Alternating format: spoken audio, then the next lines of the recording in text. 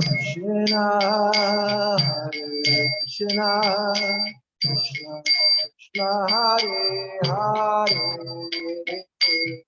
Hare Rama, Rama Rama, Hare Hare. Hare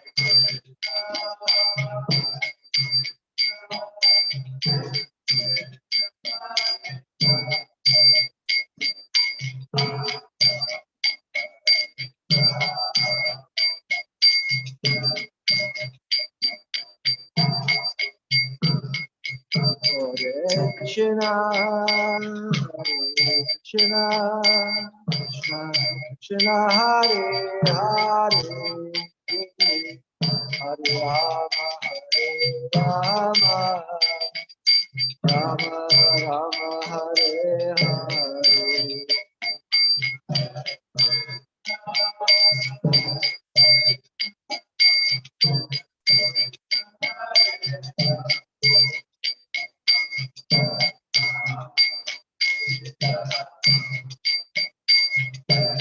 Jaya Radha, Hare Radha,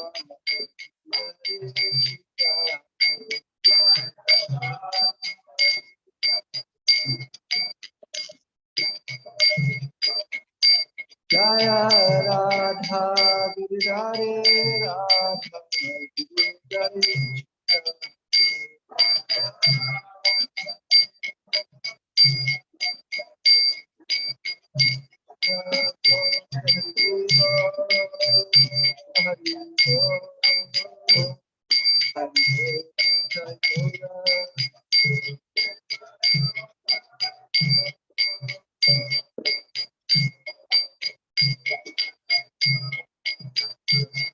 Oh Jaya Jaya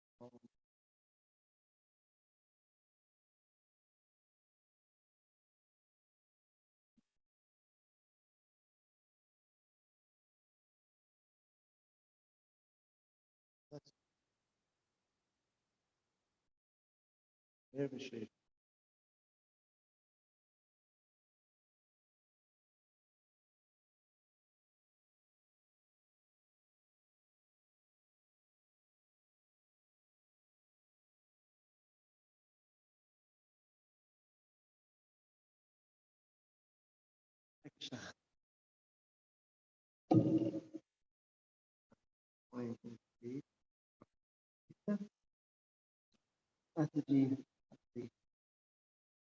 shared with me the spot we're up to. I'll read it. Prabhupada Lila Rita here on this WhatsApp group.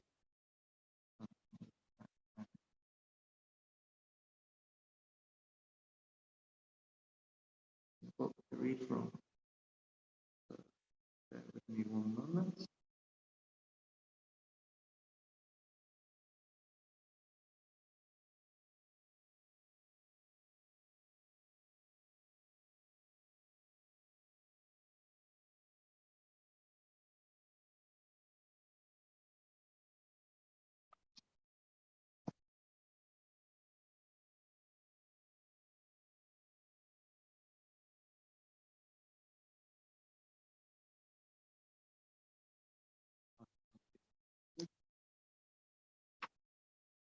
I must have read this. Okay, so this is Srila Prabhupada Lila Amrita, page 6. Chapter is entitled The Dream Come True.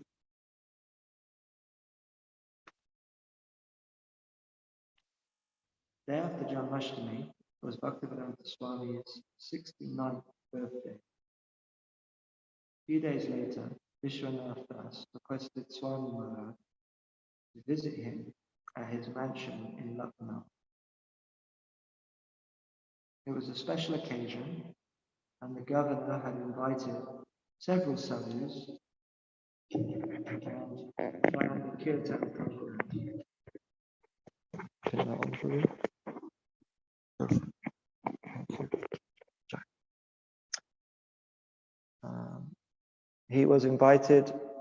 He had invited a professional musical group who toured India performing kirtans and giving recitals. One of the musicians, young Sisir Kumar Bhattacharya, was very impressed with Bhaktivedanta Swami. Sisir Bhattacharya, quote, "We were invited to perform kirtan in the governor's house in Lucknow. We had about 7 or 8 in our group. This was the governor's house, a big home, and I was sitting on a dais. I saw the governor, Vishwanath Das, and beside him was a sadhu who was old, but I thought was really strong. When I saw the governor sitting there, I came down from the dais and bowed down. Then I asked which subject he wanted to listen to. He said, 'Let's have something about Chaitanya Mahaprabhu.' Then I said, 'I'm very glad you selected this.' About 1/2 hour we spent on Mahaprabhu's kirtan, and then we had our dinner in the big banquet hall on all silver plate with the governor's symbols on each of them. We sat together, and I was sitting side by side with the same sadhu, and he introduced himself as Bhaktivedanta Swami. We discussed, and then the Swami presented me with a book, Srimad Bhagavatam. Bhaktivedanta Swami said, 'I am interested to propagate Krishna Nam and Chaitanya Mahaprabhu in the Western countries. I am trying to get some way to find some ticket. If I get, I will go, and I will propagate Mahaprabhu's teachings.' And he uttered this verse from Mahaprabhu. Prithivitiyate achayata nagaradigram savatra prachahaive moranam. Asterisk. Note, Chaitanya Mahaprabhu had predicted, 'One day my name will be known in every town and village in the world.' But I did not think he would actually be able to do it, because he was very simple and poor. Srila Prabhupada ki. So,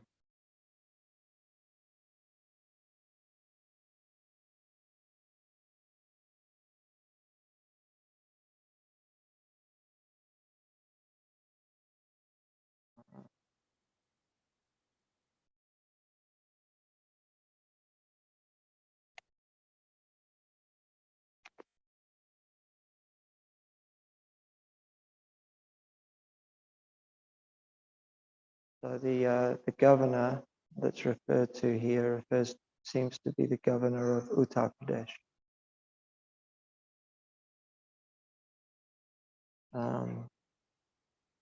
Prabhu, Shankar Prabhu, is Lucknow in Uttar Pradesh? Is the place Lucknow in Uttar Pradesh? In India, there's a place Lucknow? Yeah. It's in UP? Yeah, okay. Thanks. Is it close to Vrindavan?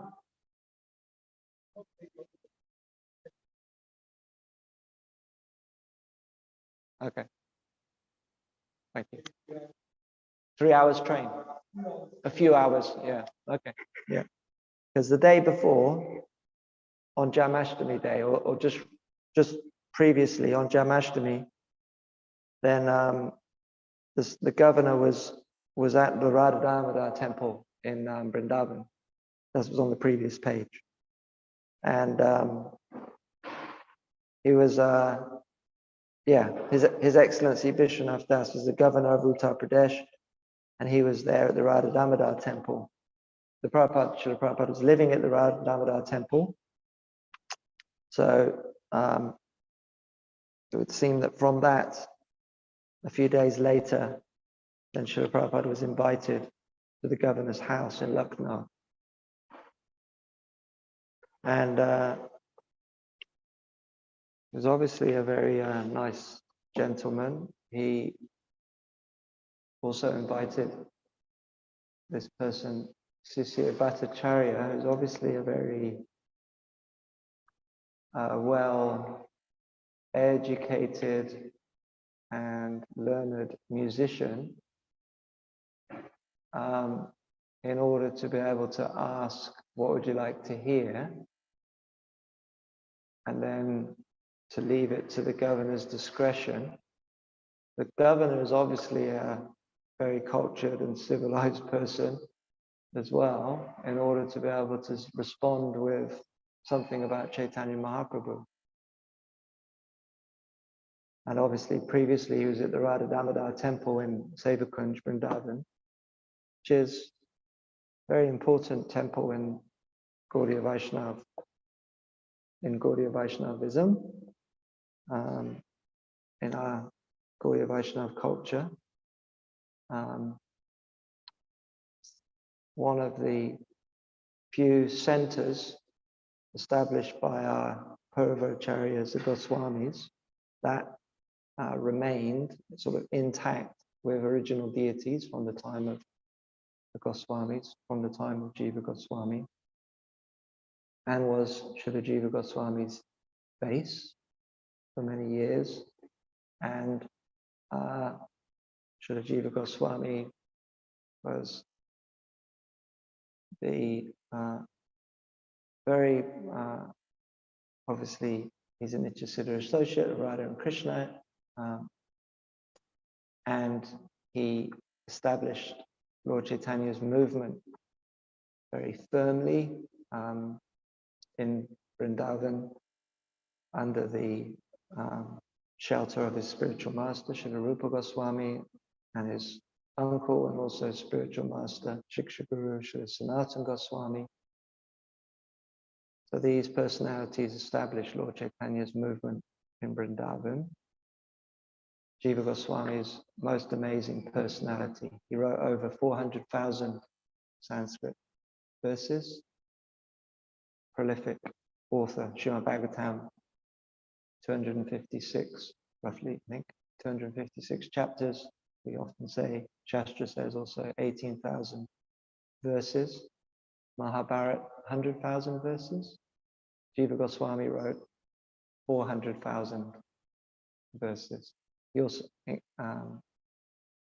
I would think that includes his commentaries on Bhagavatam, commentaries on the Goswami books. It's huge. Such a prolific author, and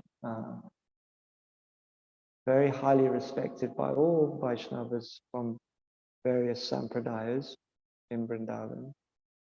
Also highly respected by the Emperor of India of his time, Akbar, who was a Mughal emperor. He had I don't know if he had more than 2 wives, but I know he had 2 at least. One of them was a follower of Islam, and the other was a Hindu. And she was a devout devotee of Lord Krishna. And she would often visit Vrindavan. Akbar's capital, Delhi, but also Agra. Agra is also capital. And that's not very far away from Vrindavan at all. You can just 40-minute car ride in Agra. So she would come to Vrindavan regularly, visit the Goswami temples, Govindaji, Madan Mohan, etc., as well as the temples, deities worshipped by other sampradayas and great saintly Vaishnavas from other traditions. And she was very impressed by Jiva Goswami. And everyone was, because he was such an amazing personality in his management of everything and in his scholarship, in the excellence of his disciples and followers, in all respects, highly worshipful, cultured, divine personality. And so much so that Akbar gifted Jiva Goswami much land, upon which the main Goswami temples were built and established in the Vrindavan area. And this land of Sevakunj and Radha Damodar temple also was given to the followers of Lord Chaitanya, given to Jiva Goswami, who was basically the head of the Sampradaya. Janava Mata, the wife of Lord Nityananda Prabhu, is the head of our Sampradaya in Navadvip, and she was respected as the head, as the lead spiritual personality in many respects. But Jiva Goswami in Vrindavan during his time was the main Acharya, and he's also a Siddhanta Acharya. So the philosophy and teachings of Lord Chaitanya are presented in their entirety and perfectly according to Lord Chaitanya's desire through Jiva Goswami. He is the person that presents the Siddhanta of Lord Chaitanya, Lord Chaitanya's Vedanta Darshan, Gaudiya Vedanta. So this place of the Radha Damodar temple is a very important place historically in terms of our tradition for all of these reasons and more.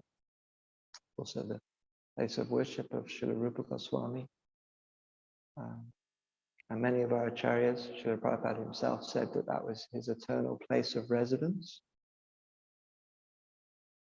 His eternal place of residence. So very significant place in the worship of Srila Prabhupada's followers. And so at this time in Srila Prabhupada's life, he was living there.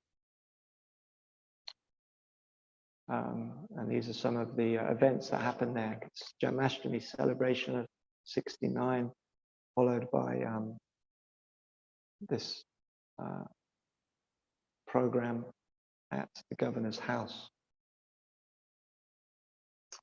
Srila Prabhupada ki jai.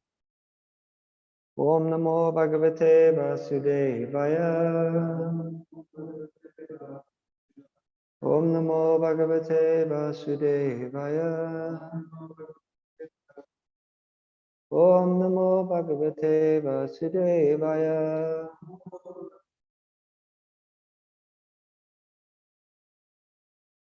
Okay, so I'm reading from text 29. It's different to what's up on the board.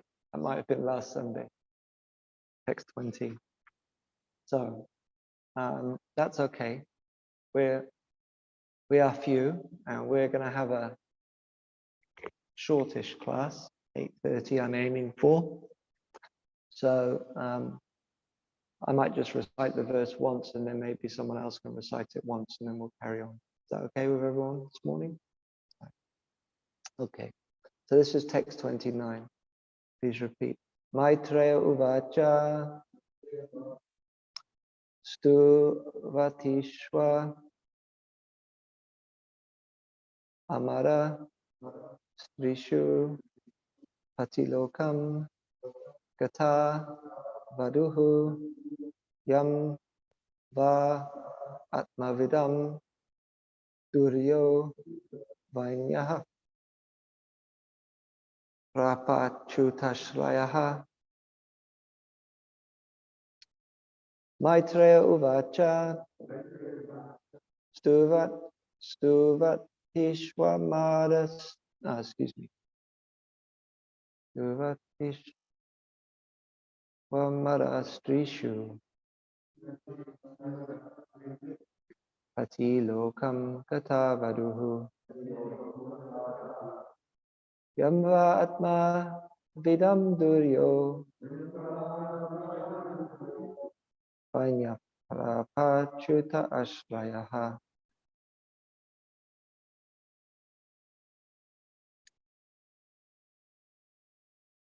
Maitreya Uvacha Stuvatishwamarastrishu Pati Lokam Katavaduhu Yamva Atma Vidam Duryo Vanyaf Parapachutasvayaha. Please repeat. Maitreya Uvacha. The great sage Maitreya continued to speak. Stuvatishu, while glorifying. Amarastrishu, by the wives of the denizens of heaven. Patilokam, the planet where the husband had gone. Gata, reaching. Vaduhu, the wife. Yam, where. Wa, or. Atma Vidam, of the self-realized souls. Dhuriyaha, the topmost. Vainyaha, the son of King Vena. Ritu Maharaj, obtained. Achyuta Ashrayaha, under the protection of the Supreme Personality of Godhead. Translation. The great sage Maitreya continued speaking. My dear Vidura, when the wives of the denizens of heaven were thus talking amongst themselves, Queen Archi reached the planet which her husband, Maharaj Prithu, the topmost self-realized soul, had attained. According to Vedic scriptures, a woman who dies with her husband or enters into the fire in which her husband is burning also enters the same planet her husband attains. In this material world, there is a planet known as Patiloka, just as there is a planet known as Pitriloka. But in this verse, the word Patiloka does not refer to any planet within this material universe. For Prithu Maharaj, being topmost amongst self-realized souls, certainly returned home, back to Godhead, and attained one of the Vaikuntha planets. Queen Archi also entered Patiloka, but this planet is not in the material universe, for she actually entered the planet which her husband attained. In the material world also, when a woman dies with her husband, she again unites with him in the next birth. Similarly, Maharaj Prithu and Queen Archi united in the Vaikuntha planets. In the Vaikuntha planets, there are husbands and wives, but there is no question of their giving birth to children or having sex life. In the Vaikuntha planets, both husbands and wives are extraordinarily beautiful, and they are attracted to one another, but they do not enjoy sex life. Indeed, they consider sex not to be very relishable, because both husband and wife are always absorbed in Krishna consciousness and in glorifying and chanting the glories of the Lord. According to Bhaktivinoda Thakur, also, a husband and wife can turn the home into a place as good as Vaikuntha, even while living in this material world. Being absorbed in Krishna consciousness, even in this world, husband and wife can live in Vaikuntha simply by installing the deity of the Lord within the home and serving the deity according to the directions of the Shastra. In this way, they will never feel the sex urge.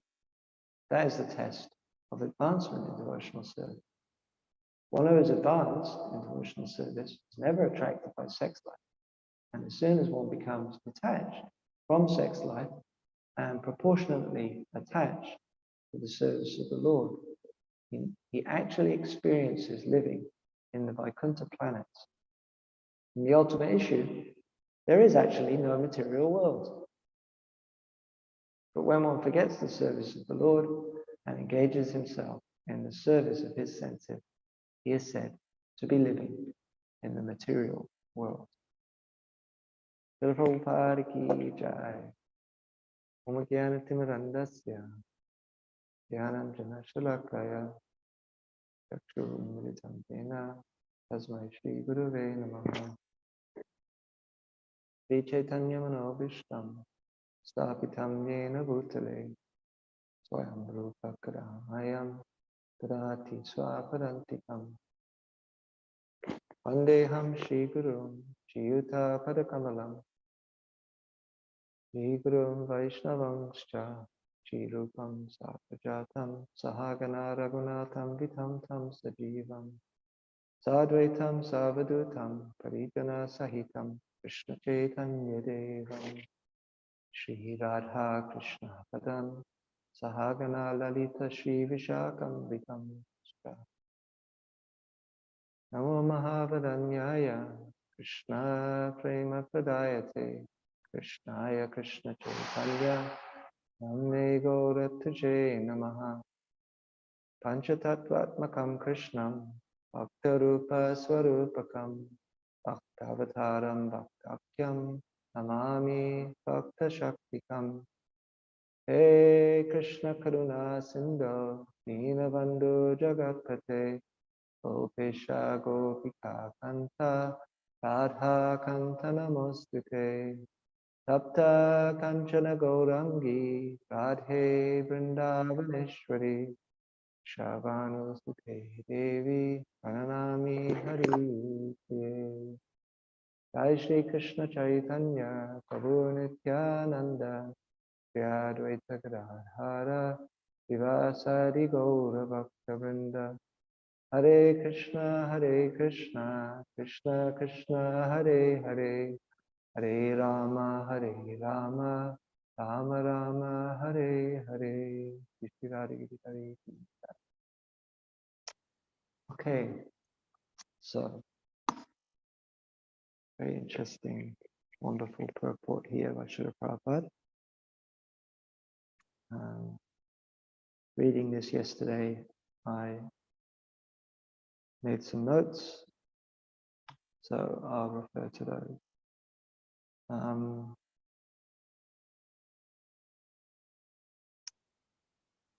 So, context here is that Prithu Maharaj has wrapped up his affairs in the material world, has retired from family life, from his responsibilities as king, has engaged in devotional service under the orders of his spiritual master, has in the forest as a renunciate, and has left the material body, left the body, material body, not really. He's left the external body, he's left the body, and his wife who is also performing austerities, engaged in devotional service for her husband during that time, has prepared a fire, has put her husband's body onto the fire, and has also entered into that same fire. Sati, right. Srila Prabhupada comments on this sati right in previous purports. There's lots of very interesting points of philosophy, culture made, and culture made. Srila Prabhupada's amazing purports in this chapter. Very instructive chapter on the process of spiritual advancement, as Prithu Maharaj demonstrates it. So very important to study, as is all of Srimad Bhagavatam and all of Srila Prabhupada's books. Repeated reading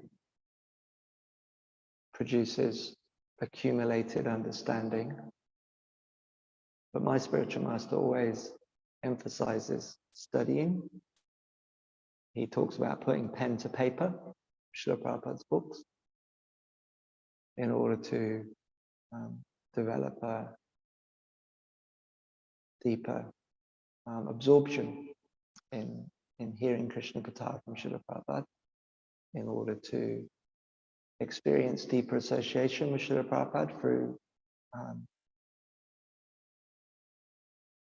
absorbing ourselves in what he's saying, and to develop a systematic, structured understanding of our philosophy. Study is important. So Purijan Prabhu has done an amazing service for Vaishnava community by providing wonderful study guides for Srimad Bhagavatam, which can accompany our reading and our study to help us understand well, the flow of the topics of Srimad Bhagavatam. His Lotus Feet books really give that, as well as his Surrender Unto Me Bhagavad Gita book really helps us understand what topics are kind of coming up and themes throughout the chapters, to develop a clear understanding of what is where. And he kind of helps to unpack Srila Prabhupada's teachings. Srila Prabhupada makes lots of comments on various topics. Even in one purport, you can find multiple topics being commented on. To gather those topics and to gather those comments by topic, and to kind of develop an understanding of specific topics is important, so that our understanding of Siddhanta is developed. Ultimately, understanding Krishna consciousness is only possible by mercy, and really understanding is not the goal. The goal is service, and a service mentality. And but the process of hearing will feed and nourish our service mentality, and nourish our absorption in Krishna, and increase our purification of heart, deepen our faith, increase our eligibility to move forward in Krishna consciousness, which is by surrender. So, first part of Srila Prabhupada's purport, he talks about Patiloka, and this comes. I read Srila Vishwanath Chakrabarti Thakur's commentary on this verse, and that is one of the subjects of his commentary. He talks about Patiloka. He makes this point that what Archie attained is not a material destination, as Srila Prabhupada says here. Just as there's Pitri Loka in the material world, there's also Pati Loka, a Loka, a realm. Pitri Loka relates to forefathers, Pitris, who are worshipped by the Putra, the son,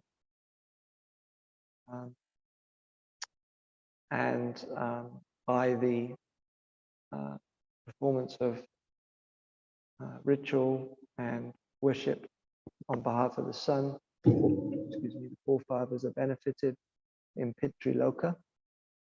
And here we're also learning that there is also a material realm known as Patiloka. Pati refers to, Pati means Lord, Master. in the context of the husband and wife relationship, Pati refers to the husband. The husband is addressed as Pati. So Pati Loka. But here, Vishwanath Chakravarti Thakur, Srila Prabhupada makes the point that the wife is attaining the same destination as the husband was self-realized soul. Srila Prabhupada uses a general term, he returned back to Godhead. And the wife also attained that same destination. So that's what should be understood there, that it's not that she went to a material destination and he went somewhere spiritual. It should be understood that she attained the same spiritual destination as he did. So that's kind of the first point that Srila Prabhupada makes in the purport. Then he talks about, he gives us some information about the Vaikuntha planets. Very interesting. So I'm not sure if we're going to get to the second paragraph, but we'll comment on this. So he says, in the Vaikuntha planets, both husbands and wives are extraordinarily beautiful. So that's the first point of information. So in the Vaikuntha planets, there are husband and wives, and they're extraordinarily beautiful. They have great beauty. So Krishna is Tribhuvana, he's glorified as Tribhuvana Sundara. He's the most beautiful person in all the three worlds. It's a poetic exclamation. Krishna's beauty is way beyond anything within the material creation, way beyond anything within the material world. But to sum up, to try and express it, which is beyond, maybe beyond expression, but Krishna's beauty is such that even if you were to gather up all of the beauty in the three worlds, his beauty would surpass it. So Srila Prabhupada says here that the husbands and wives are extraordinarily beautiful. So we have Sarupya Mukti, Sarupya liberation, attaining the same form as the Lord. So in Vaikuntha, the residents have a similar form to Krishna. Srila Prabhupada explains this.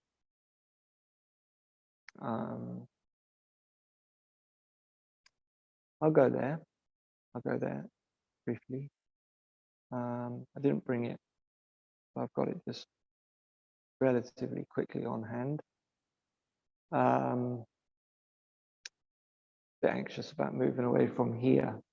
I'm just going to keep that open. This is Srimad Bhagavatam, 3rd canto, 15th chapter, text 14, purport. I'll just bring it up. Srila Prabhupada kind of uses, in his purport, he gives a summary of description of the residents of Vaikuntha. And this is from Shastra, of course. When you read something in English in Prabhupada's purports, it is Srila Prabhupada's rendition of a statement from Shastra, a statement from the Charyas, a realization, expression of Srila Prabhupada's transcendental understanding of one of those. There's all Shastra. It's all Shastra. So this is text 15 of chapter 15. But I'm going to read text 14 of chapter 15 of 3rd canto Bhagavatam. Gives a nice description of this Sarupya Mukti, these forms. Jiva Goswami quotes this in Priti Sandarbha when he's describing these different forms of Siddha, perfection. So one of them is Sarupya Mukti, where you attain a form similar. So this is the Bhagavatams are primary praman, primary evidence. It's the highest Shastra. So what Bhagavatam says, that's topmost evidence. So this verse 3, 15, 14 says, in the Vaikuntha planets, all the residents are similar in form to the Supreme Personality of Godhead. They all engage in devotional service to the Lord without desires for sense gratification. This is Bhagavatam translation. Without desires for sense gratification. Prabhupada's purport, he says, the residents and the form of living in Vaikuntha are described in this verse. The residents are all like the Supreme Personality of Godhead Narayan. In Vaikuntha planets, Krishna's plenary feature as four-handed Narayan is a predominating deity, and the residents of Vaikuntha are also four-handed, just contrary to our conception here in the material world. Nowhere in the material world do we find a human being with four hands. In Vaikuntha Loka, there is no occupation but the service of the Lord, and this service is not rendered with a purpose. In other words, they just do it out of love. Although every service has a particular result, the devotee never aspire for the fulfillment of their own desires. Their desires are fulfilled by rendering transcendental loving service to the Lord. So they have forms similar to Krishna. So here in this purport, Srila Prabhupada is saying that they are extraordinarily beautiful. So these forms of the residents of Vaikuntha, they're extraordinarily beautiful. And then he says, we get some more information about them. He says, and they are attracted to one another. So when he's talking in the context of the husbands and the wives in Vaikuntha Loka. So remember, we're in the spiritual world now. This is all achintya. This is all inconceivable. But Srila Prabhupada is still giving us some information about it for meditation. So they are attracted to one another, but they do not enjoy sex life. So for me, that raised the question, what are they attracted to? What are they attracted about in one another? So what are they attracted about? They're attracted to one another. How? What are they attracted about? Why are they attracted to one another? What does that mean? What does it mean that the residents of Vaikuntha, husbands and wives, are attracted to one another? So they could be attracted by one another's bhakti, because bhakti is Swarup Shakti of Krishna. Bhakti is internal potency of Krishna, comprised of Ladini Shakti, Samvit Shakti, blissful potency, cognition's potency. That's what bhakti comprises. That's what bhakti is. So because all they are doing is bhakti, everything they're saying, everything they're thinking, every action is bhakti. So bhakti, being Swarup Shakti, is inherently attractive. It's attractive in of itself, bhakti, because it's bliss personified, it's cognition personified. It's very attractive. Bhakti is very attractive. But why are they attracted to one another? That's one reason. They're attracted by one another's bhakti. Another reason could be they're attracted by one another's form. It's called a siddha deha. The form of the eternal associates of Krishna is a spiritual form. And they also have a siddha bhav. They have a mood of devotion which is perfect. So they have a siddha deha and they have a siddha bhav. That is also a product of Swarup Shakti. So that is also spiritual, completely spiritual. It's also, their form is a manifestation of the Sandhini Shakti of Krishna, the internal potency of Krishna. This is an interesting point. Srila Prabhupada explains about this in Adi Leela, chapter 4. Chapter 4 of Adi Leela is very important. It's like a chapter to just read over and over and over, study over and over and over. It contains, it's very, I mean, I'm not going to speak too much about why it's so important, because that would be a whole class in itself, but it's very important. Srila Prabhupada gives the essence of all Goswami literatures. Krishnadas Kaviraj gives the essence of Goswami literature in Chaitanya Charitamrita. Srila Prabhupada comments on that, which is the essence of our this is the essential teachings of our founding acharyas, our purva acharyas, the Goswamis. So this is the essential book of Gaudiya Vaishnava Tattva Siddhanta. So important.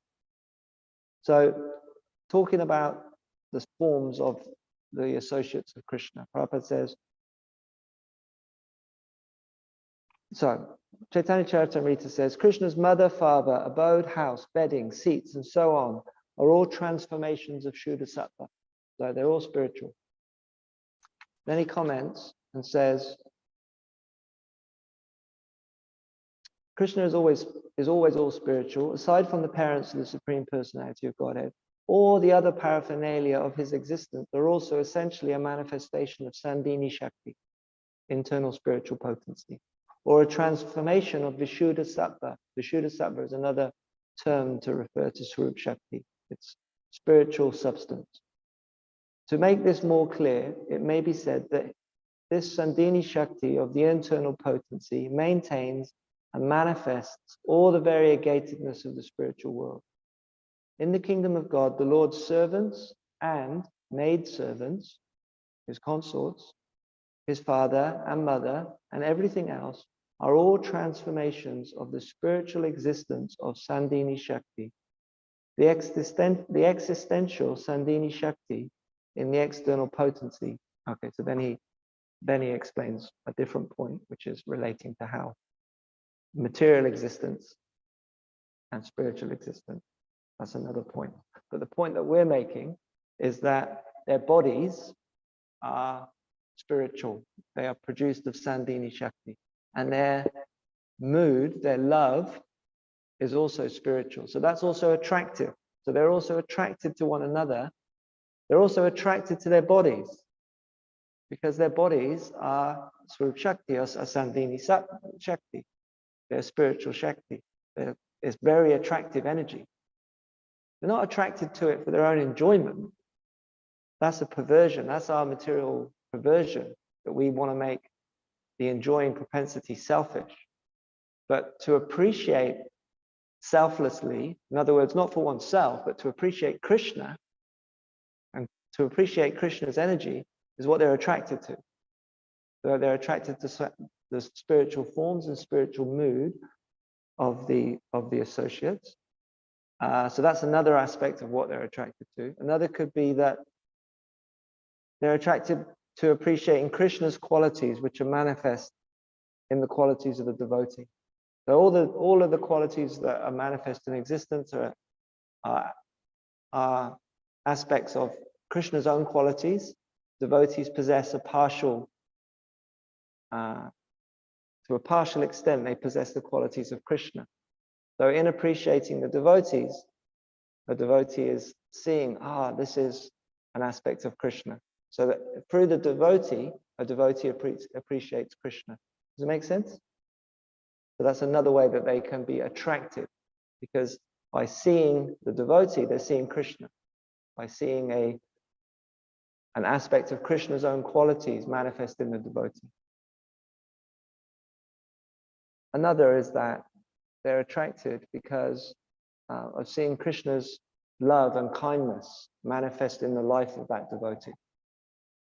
So this is another aspect of how through the devotee they're also seeing Krishna's hand. They're also seeing Krishna's presence in that person's life.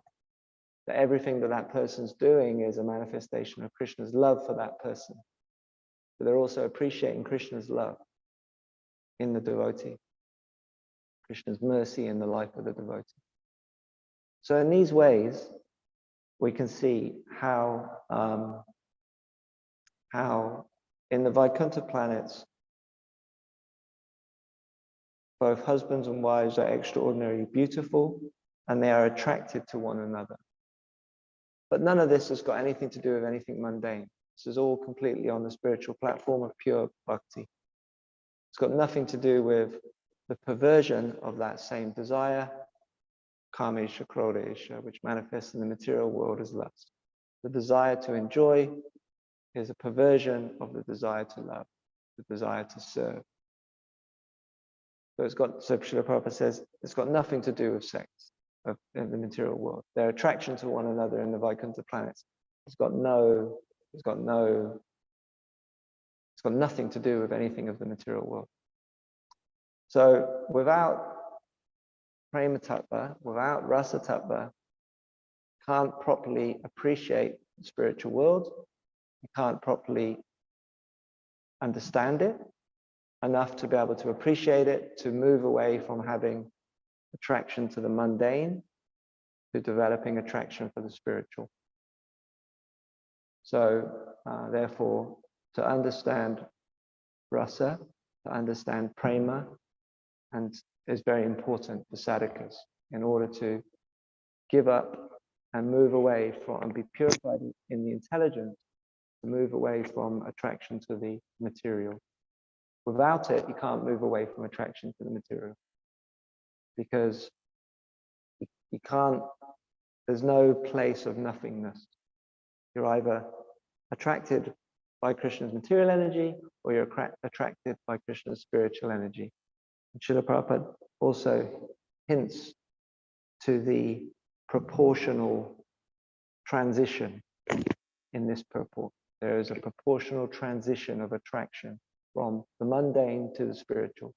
You can't fake it. You can't. There's nothing artificial about it. It's just cultivating spiritual attraction is the only way to move away from material attraction. There's no other way of doing it. And in the meantime, you're just basically dealing with the external circumstances in as favorable way as possible to not obstruct the process of cultivating that attraction. But don't think that in engaging material energy, there's going to be any fulfillment of the self. There is no fulfillment of the self through engaging the material energy. It is just in the life of a devotee, it is just doing what is favorable to not obstruct the cultivation of spiritual attraction. It's only the cultivation of spiritual attraction that satisfies the self. It's only the cultivation of spiritual attraction that frees one from material attraction. It is an illusion to think that by fulfilling material propensities, engaging material propensities, fulfilling material desires, there will be satisfaction. That is illusion. It is not true. Don't believe it. It is engaging the material is a matter of not obstructing the cultivation of the spiritual. And it's only the cultivation of the spiritual that makes that have any purpose or meaning. As soon as the hearing and chanting goes away, then all of that mundane endeavor, even though then it's no longer connected to Krishna consciousness. It's just mundane activity. But when it's all done to facilitate the life of a devotee, hearing, chanting, serving Krishna, then it has connection, then it has purpose. In of itself, it has none. So I'm looking at the saffron order here. Saffron order is good opportunity to cultivate spiritual attraction. It's good advice. This is good advice from the Grihastha Ashram. Believe me, it's good advice. Just take the advice. You will not find satisfaction in fulfilling your material propensities. You'll only find satisfaction in cultivating attraction for Krishna. When your material propensities are engaged in a way that they are not in a way that they're favorable to cultivating attraction to Krishna, then they won't obstruct it. But that doesn't mean that there's still not a problem. It just means that they're not obstructing it. So many times you see that we try and look for satisfaction in the mundane. It's such a stupid thing to do. Doesn't work. There's none there. It's Maya. Hare Krishna. But it's a gradual process, a proportional cultivation of spiritual attraction. I'm stopping there. I've gone over time already. I really appreciate how in Srila Prabhupada's purports there's so much amazing nectar about the spiritual reality. And you question and delve into it, you can see, wow, just in that one line, they're attracted to one another. Question Srila Prabhupada and seek answers from Srila Prabhupada, and he will give them. Guru Tattva. Okay, we'll stop there. Srila Prabhupada ki, any questions on this purport?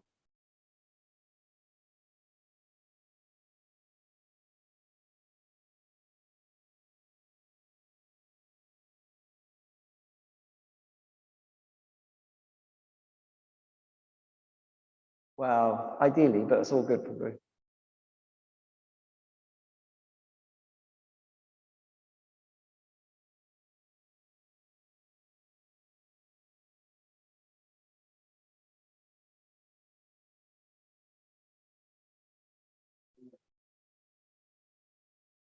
Yeah, yeah,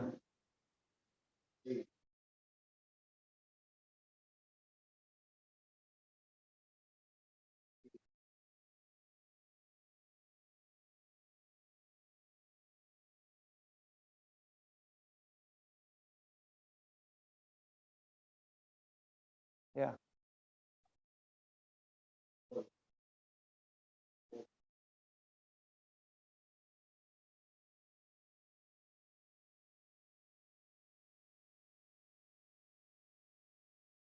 yeah, yeah. They're in this. We're talking about siddhas here. We're talking about Premi Bhakta Siddha Vaishnavas in Vaikuntha. So they have no they have nothing other than their existence is nothing other than prema bhakti. So their form is a manifestation of Swarup Shakti. Their bhav is a manifestation of Swarup Shakti. There's nothing mundane about them. Everything is fully about serving Krishna. So the fact that they're attracted to one another is what they're attracted to there is spiritual attraction. So it's the spirit, it's because they're attracted to the spiritual, like I explained in the class. Yeah, the Siddha Deha, the Siddha Bhav, it's all Swarup Shakti. That's what they're attracted to. Their bhakti itself is Swarup Shakti. That's what they're attracted to. Krishna's mercy in their lives, that's what they're attracted to. So there's no disease. This is why it's inconceivable for us. So, because we don't know of any life other than the disease condition. So it's like we can't even conceive of it really.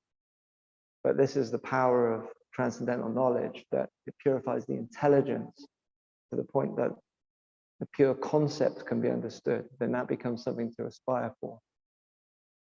Yeah. So that's purified intelligence. And that's where it starts, through hearing. Yeah. So, but there are also, from that, you can draw things that are relevant as a sadhaka. So as a sadhaka, conditioned soul, we have to apply sense control, right? So it's the application of sense control, which is how we direct our Krishna consciousness. So we have a duty to control our senses. So we can still cultivate these same appreciations of devotees. When we see a devotee, we can appreciate even their personality. It's a manifestation. They're like that because Krishna has that in his personality. So it's a little bit of Krishna.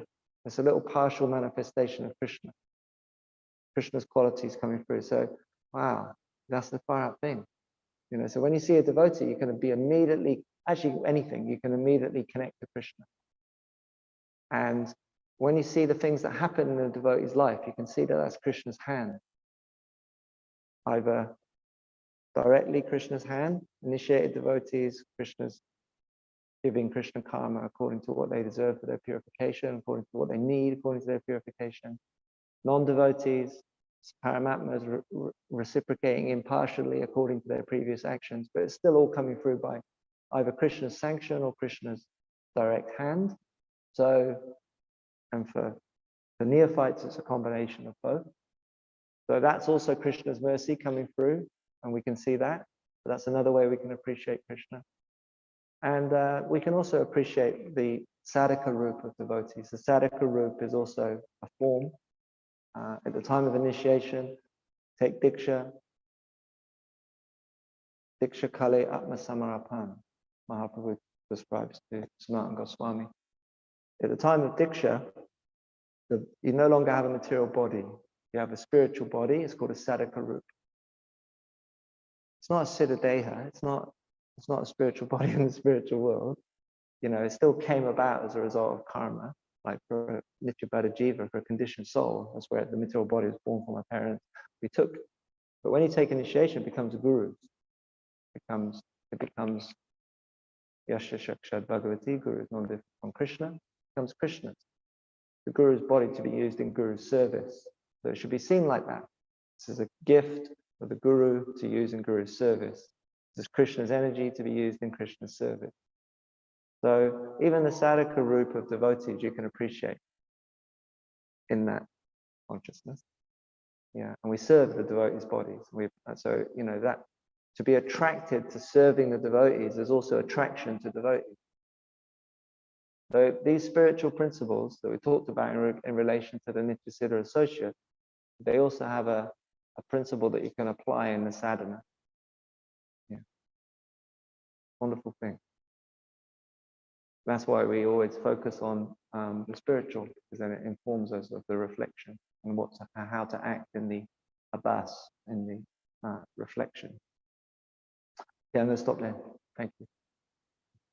Prabhupada ki jai, Go Premanandi Haribo.